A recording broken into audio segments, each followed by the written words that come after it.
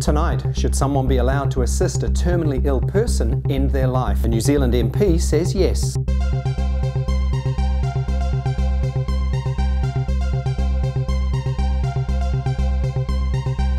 Hi everyone, welcome back to Gay Talk tonight. My guest is New Zealand Labour Member of Parliament, Maryan Street. She's here to discuss her proposed end-of-life choice legislation. It's a controversial subject. Should someone with a terminal illness be helped if they wish to end their life? Only a small number of countries currently allow any such act. Now, Labour MP Maryan Street proposes decriminalising such acts. Maryan, welcome to the program. Really great to have you here. Lovely to be here, Andrew. Thank you. Now, the main thrust of the interview is going to be about the end-of-life choice bill that you've, I believe, just finished writing. Yes. So let's just have a basic introduction about what you want to achieve with the bill. What's the basis of it? The purpose of it is to make legal the ability to access medical assistance when dying.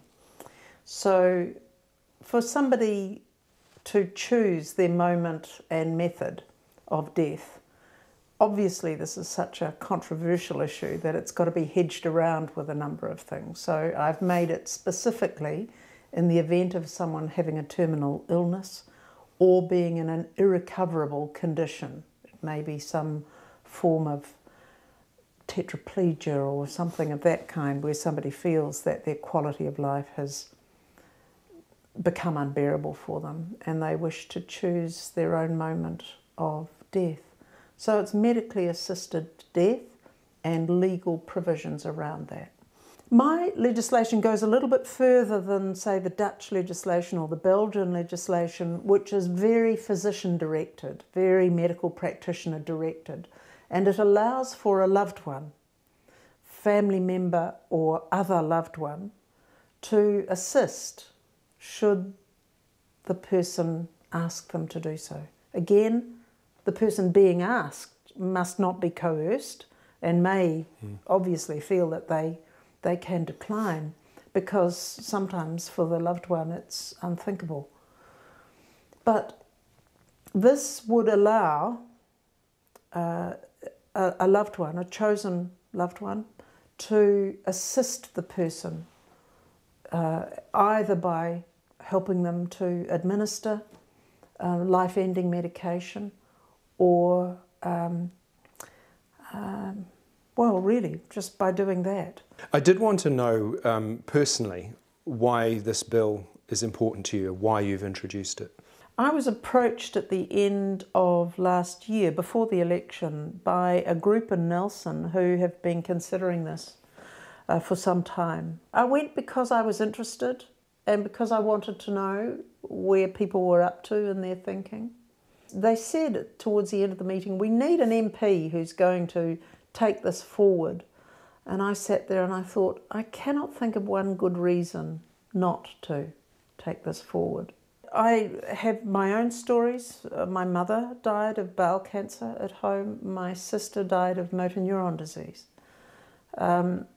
And neither of them would have availed themselves of this legislation should it have been in place.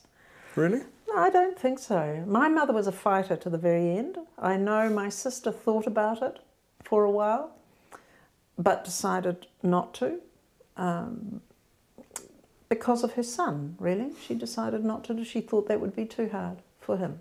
My stories are no different from hundreds of thousands of other stories and all the people who are emailing me about their situations. And I'm very moved by those stories. So I'm not driven by my own stories, as I like to characterise it, but I'm informed by them, which is why particularly my sister's situation, where the Oregon legislation would have been no use to her, should she have wanted it, because she would have had to self-administer. She could no more, towards the end, have lifted a cup to her mouth than flown to the moon. So I think asking somebody to help, who may not be a physician, is a close and intimate moment. And I think that's the thing. People think that because there is a law, this will be easy. And I think that's where some of the religious objections underestimate how those of us who are not people of faith feel about life as well. I can imagine that it must be incredibly emotional and incredibly difficult. And even if it's a physician doing it, it still can't be, oh yes, we'll simply giving an injection or a pill or something. No. I can't imagine anybody really not taking this seriously at those moments. And I say to people who say, oh, well, you're going to make it easy for people to kill people. And I say, this simply makes end of life assisted by medication legal. It will never make it easy. And I think people who are able to choose their moments so they can say their goodbyes, I think that's it's not just a privilege, it's more than that. I think it's a right that people should be able to choose their own moment. I'm getting a sense right now that this is an emotional moment for you right now. Do you mind me asking where the emotion came from? It was a memory of my mother's death, and we all nursed her at home, my sisters and I. One sister lives overseas, but my two other sisters at the time, we nursed her at home. But right at the very end, and I've heard other people say this, there is a moment when the person who is dying seems to come to, just for a split second, and they sit up or they open their eyes or they suddenly look at you as if they are seeing you instead of looking at you and not seeing you. And then they go. And that was what suddenly I recalled. And it's because I've had a conversation with somebody about that recently, and so it was reasonably fresh in my mind. So to think of that moment when my mother rallied just long enough for me to say, we're all here, Mum, and we love you. And then she went. That's nearly 30 years ago. And so it's still, it's one of those human moments that you never get over. I don't know that you ever get over it. You learn to live with it. But it's every now and then I've had conversations with people that have recalled these things intensely, and this was just one of them. You were saying to me before that this, you were considering this as probably the most important thing that you've done in Parliament. May quite possibly be the most important thing I ever do in politics. I don't know. It certainly feels to me like one of the most important things that I could ever do. And I get a lot of opposition. Well, that's not true. I get the same people writing to me.